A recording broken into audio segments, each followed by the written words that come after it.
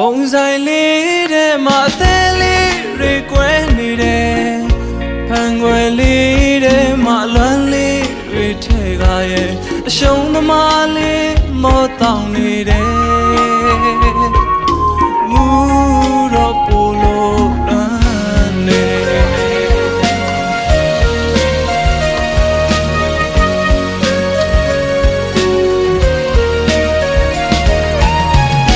ကောင်းကြော်ညာလေးထဲမှာအိမ်မရ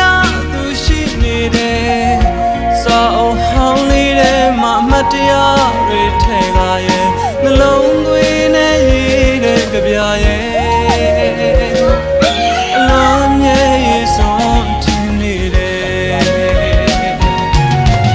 အချစ်ကပေးစားခြင်းမှာအချစ်ကဆွလို့ခြင်းမှာ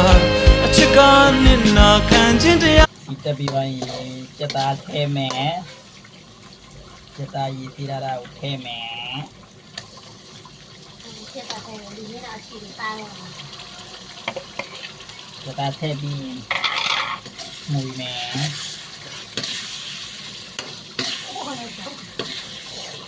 ဆိုင်လာတဲ့ခါတော့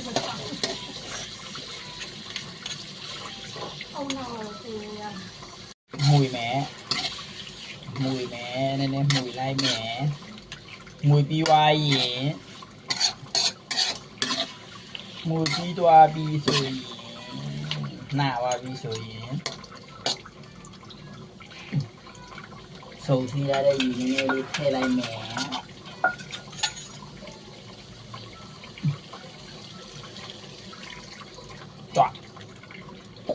ตัวนี้ဆိုရင်